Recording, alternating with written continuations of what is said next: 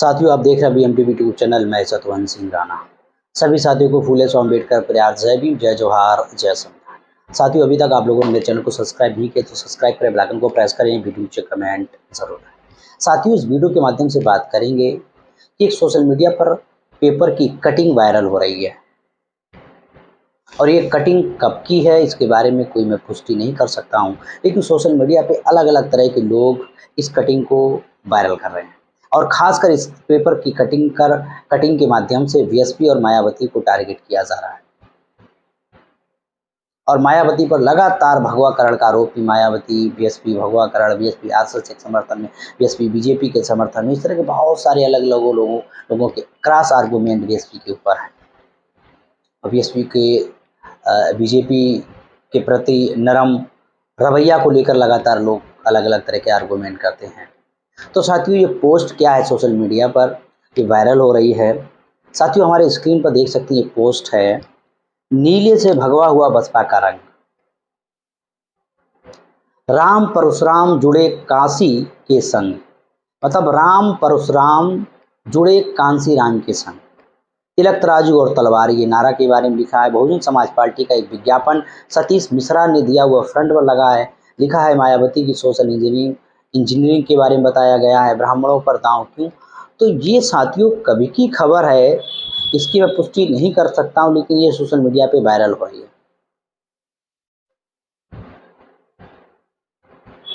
और ये साथियों 2022 के विधानसभा चुनाव को लेकर ये पोस्ट वायरल हो रहा है। 2022 का जिक्र है तो इसके मतलब 2022 के आसपास का पोस्ट है। बीएसपी का रंग भगवा हुआ, क्या ये वास्तविक हकीकत है? अभी तो मुझे दिखाई नहीं दिया, लेकिन पेपर ने अपने कैसे ढंग में ये छापा हुआ है, सतीश मिश्रा के द्वारा दिया गया विज्ञापन। इसके बारे में आप क्या कहना है हमारे दर्शकों का, हमें कमेंट बॉक्स में प्रतिक्रिया शेयर जरूर करें। ये खबर कब की है, कहाँ की है, और ये खासकर लोग जो बीएसपी मानसिकता से विरोधी लोग हैं, जो अलग अलग पार्टियों में जुड़े हुए वो लोग बीएसपी को टारगेट कर रहे हैं। साथियों, इस खबर के बारे में आपको क्या कहना, हमें कमेंट बॉक्स में अपनी प्रतिक्रिया शेयर जरूर करें। लेकिन आज बात करेंगे कि बीएसपी का जो सोशल इंजीनियरिंग कांसीराम में डेवलप किया था वामसेफ DS4 के माध्यम से, पंदा 85, आज वो बहुत ज़्यादा उसको पुनर्जीवित करने की ज़रूरत है और वो भी बूथ स्तर पर।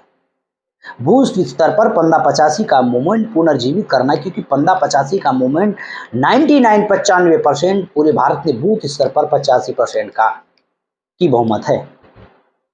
जब सोशल इंजीनियरिंग थी तब बीएसपी सत्ता में थी, सीटें थी। जब बीएसपी का सोशल इंजीनियरिंग खत्म हो गया, मानवर कांसीराम को पंदा 85 की विचारधारा थी, बहुजन विचारधारा थी, SC ST OBC को एक सूत्रधार में बांधने की विचारधारा थी, बीएसपी के साथ लोग थे। और जैसे ही बीएसपी ने अपनी विचारधारा बदली, बहुजन को सर्वजन किया, ताश के पत्तों की तरह कांसीराम का मिशन, उद्देश्य, विचारधारा साथियों बिखर गई और जिसको फायदा अन्य पार्टियों को हो रहा है। 2024 को लोकसभा चुनाव में 9% वोट सपा में मर्ज हुआ। वो कौन था? वो विचारधारा का वोट था जो बीजेपी आरएसएस ब्राह्मणवादी ताकतों को रोकना चाहते थे। वो लोग किधर चले गए? सपा की तरफ, इंडिया गठबंधन। क्यों? क्योंकि वो ब्राह्मणवादी ताकत को रोकना चाहते थे, चले गए। बीएसपी के पास 9% कुछ वोट बटा, लोकसभा में एक भी सीटें नहीं है। 2022 में यही हालत हुई।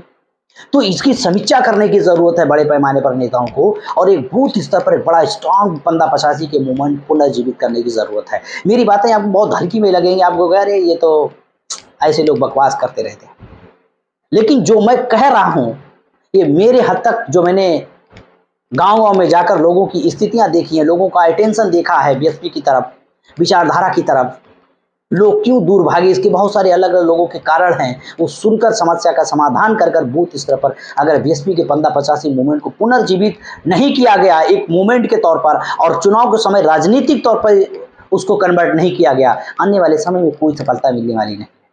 मेरी बकवास आपको लगेगी, आप मुझे गाली गलौज दोगे, मुझे कमेंट करके चले जाओगे, कोई फर्क नहीं पड़ेगा। आप मुझे गाली गलौज करोगे, हम आपको जानकारी देते रहेंगे, आदान प्रदान होता रहेगा, होगा परिवर्तन कुछ। लेकिन अगर कुछ करना चाहते हो इस राजनीतिक, भारत की राजनीतिक व्यवस्था में खुद हस्तक्षेप करना चाहती है व्यवस्थित बड़े मूवमेंट पर, बहुजन को एक बड़े मूवमेंट पर, बड़े स्टेज पर, राजनीतिक स्टेज या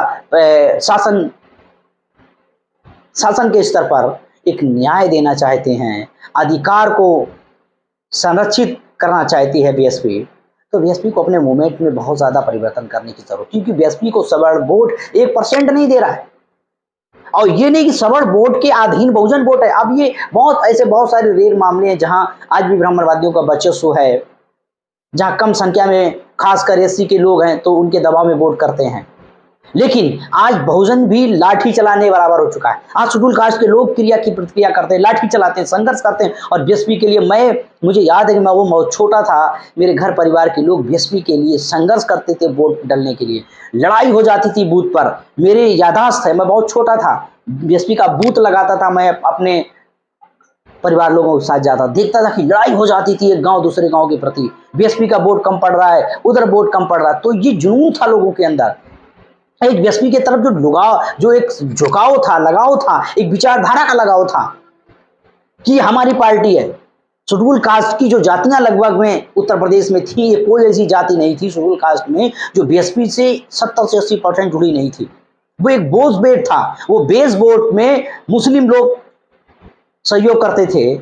इसके बाद मुस्लिम और मतलब जब शेड्यूल कास्ट की बहुमत देखते थे कि बीएसपी की तरफ है, तो ओबीसी के लोग ऑटोमेटिक कन्वर्ट हो जाते थे, ऑटोमेटिक लोग मोटिवेट हो जाते थे बहुजन के नाम पर, सत्ता में आते थे। लेकिन ये जो सोशल इंजीनियरिंग बंद कर दी, 1585 का मूवमेंट, अलग अलग जातियों में जो आज ब्राह्मणवाद पनप रहा है, हिंदुत्व को पनप रहा है, जो हिंदुत्व और विचारधारा आरएसएस जो आज हिंदू मुसलमान के नाम पर गेम कर रही है, और बड़े पैमाने पर साथियों आज हिंदू के नाम पर, धर्म के नाम पर आज राजनीति में इस्तेमाल कर रही है। इस पर सोचने की जरूरत है बीएसपी को। एक बड़े मूवमेंट को पुनः जीवित करने की जरूरत है, आत्मचिंतन करने की जरूरत है। नेताओं को निकालना, आना जाना ये लगा रहेगा। अनुशासन पार्टी के अंदर होना चाहिए, अनुशासन के जो दायरे में रहेगा, जो काम करेगा रहेगा, नहीं जाएगा। नेता निकलने से राजनीति विचारधारा में कोई बदलाव नहीं होता है, कोई फर्क नहीं पड़ता। 2-4-10 नेता चले जाते हैं, इधर उधर जिंदाबाद मुर्दाबाद करते हैं, इससे कोई इफेक्ट नहीं पड़ता है। आपकी विचारधारा मजबूत सोशल इंजीनियरिंग होनी चाहिए बूथ स्तर पर।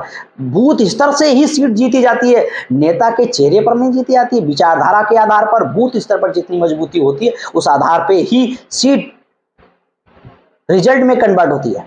और वहां पे स्ट्रांग एक बहुत स्ट्रांग विचारधारा होनी चाहिए 1585 की। वो बीएसपी का किसी भी राजनीतिक पार्टी का सबसे बेस अगर कोई तो बूथ है, बूथ स्तर पर मजबूती होनी चाहिए। तो साथियों, इस वीडियो के बारे में आपका क्या ओपिनियन है, मुझे जरूर कमेंट करें, ओपिनियन शेयर करें। 2027 का चुनाव है और बीएसपी को किस तरह से अपने मूवमेंट को पुनर्जीवित करने की जरूरत है, किस तरह से मोटिवेशन करने की जरूरत है, किस तरह से गांव-गांव स्तर पर कैंप लगाकर बड़े पैमाने पर जागृति का अभियान चलाने की जरूरत है, इसके बारे में आपका क्या कहना, हमें कमेंट करें, ओपिनियन शेयर करें और कमेंट बॉक्स में प्रतिक्रिया से जरूर करें इस वीडियो के संबंध में। इस वीडियो में आज तक इतना।